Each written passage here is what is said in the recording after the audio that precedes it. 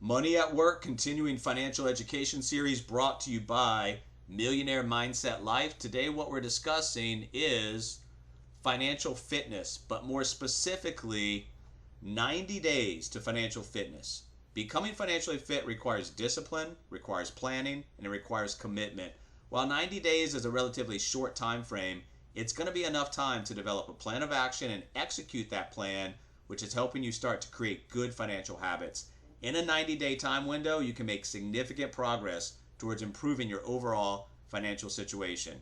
So here is the 90-day financial fitness plan, and what you need to understand is that it's broken down into 12 weeks and 12 tasks. So we'll look at the weekly breakdowns, which tasks are involved that create the whole total 12-week or 90-day plan. So week number 1, this is all about just finding out where you are, assessing your current financial situation, and week number 1 has 2 tasks to complete.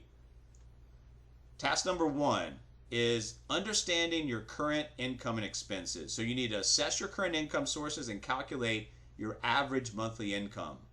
Then you need to analyze your expenses and categorize them into 2 sides, essential and non-essential, what you have to pay, what you choose to pay, and then calculate your total monthly expenses and determine your discretionary income. So what do you make? What do you spend? What do you have left over? And then on the other side of that, the second task for week 1 is evaluating your debt and your savings. So you need to identify all of your outstanding debts. Don't leave anything out. That's including credit cards, loans, student loans, everything included.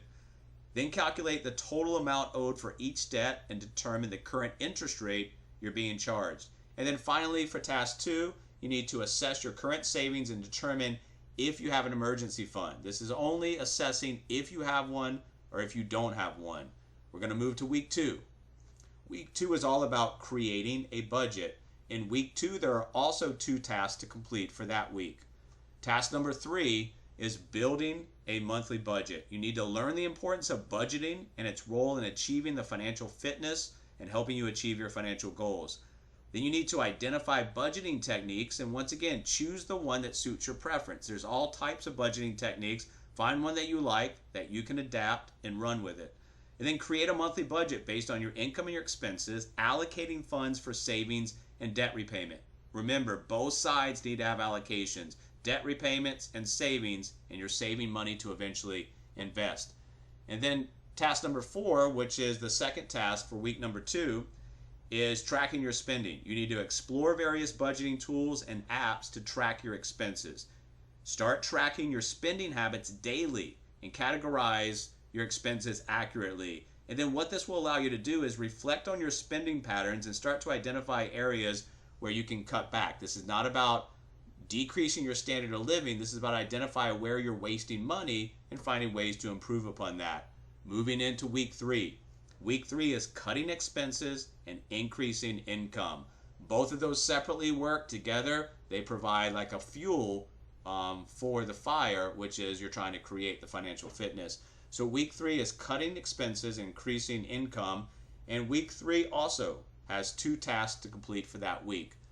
Task number 5 overall is reducing unnecessary expenses. This is analyzing your tracked expenses that you're keeping up with now and identifying non-essential items or services, things that you might be able to cut. Develop strategies to cut back on discretionary spending without sacrificing necessities. Remember, this is identifying really where you're wasting money and how we can improve upon that, solve that issue. And then implement cost-saving measures such as meal planning, couponing, or negotiating bills. Remember, you're not trying to, once again, decrease your standard of living. You're trying to find ways where you can cut expenses, increase income, and that comes from a variety of different ways and sources. And then task number 6, which is the second task for week number 3, is exploring additional income sources. Discover potential ways to increase your income, such as part-time jobs or freelancing. Assess your skills and interests to find opportunities and align those for monetization. And then create a plan to pursue additional income sources during your 90-day period. Once again, this is not designed to have you sign up or go work somewhere where you're dreading going there or you're dreading what you do. This is about aligning interests and opportunities together to find something where you can accomplish, earning additional income without sacrificing some of the things we normally do for part-time jobs and opportunities. That takes us into week number 4. Week number 4 is all about setting financial goals. Now, week 4, like the other weeks previously, also have 2 tasks. So task number 1 for week number 4 and task number 7 overall is you're defining SMART financial goals. Understand the concept of SMART goals, which is specific, measurable, achievable, relevant, time-bound, and then set specific financial goals for this 90-day period, considering things like debt repayment, savings, and investments, and then write down your goals and develop an action plan to achieve them. Remember, goals without a plan of action is just a wish. You have to write them down, review them, and then find a plan of action and execute to get there. And then as far as week number 4, task number 2, this is task number 8 overall, staying motivated and accountable. You need to learn strategies to stay motivated on your financial journey. You need to share your goals with a trusted friend or a family member for accountability. If you keep everything to yourself, it's a lot easier to break it. Share your goals with other people. Will help you stay accountable. And then explore visualization techniques and create visual reminders of your goals. Why are you doing what you're doing? Why are you getting financially fit? Why are you saving, investing? Whatever your goals are, there's a reason that you're doing that. Make sure that you revisit that to give yourself motivation. And then moving into the rest of the 90-day period, this is week 5 through 12. This is implementing and refining your plan. Once you've got a plan of action in place, you want to review it, you want to find ways to improve upon it, and that's all about what week 5 through 12 is about. And week 5 through 12 takes care of the rest of the task for the 90 days. Task number 9 is prioritizing debt repayment. Choose a debt repayment strategy that's going to be best for you and apply it to your debts. And we have a webinar, it's Convert Debt to Wealth webinar, that we go through the best ways to repay debt in terms of the what to do, the why to do it for the education, and also the back-end execution of how to do it. Then you need to allocate a portion of your monthly discretionary income towards some of that debt repayment.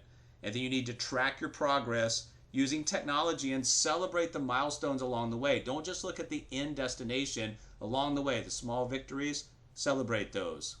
Task number 10, building an emergency fund and starting to save. Establish an emergency fund and a financial safety net. Remember, this will preclude you from building that house of cards, because if you have an emergency fund and something happens, you have money allocated towards that. If you don't have money, then things happen. You have to prematurely attack assets, go out there and get more into debt. So the emergency fund is key. And then determine a specific monthly savings amount to contribute towards the emergency fund until it gets fully funded. Once it's fully funded, then keep it and start allocating the additional resources towards other savings and investments. And then explore different savings options such as high yield savings accounts, other investment vehicles, money markets. Don't accept nothing from the bank when you give them your money. Task number 11 is automating as much as you can about your money, automating your finances and your bill payments. Set up automatic transfers to savings on a designated day of each month. Don't let savings and investment be if something's left over. You have to automate that. You have to put it in a sequence and then keep it on repetition. That's the best way to save money. And then arrange for automatic bill payments to avoid late fees or missed payments. And then monitor your bank accounts regularly to ensure automated processes are functioning correctly. And then finally, task number 12 is the process of continuous learning and adjustment. Task number 12 is all about engaging in ongoing financial education through books, podcasts, other online resources, and then reflect on your progress. Identify things that are going well, your strengths, things that are not going well, your weaknesses, and areas for improvement, and then make necessary changes or adjustments along the way.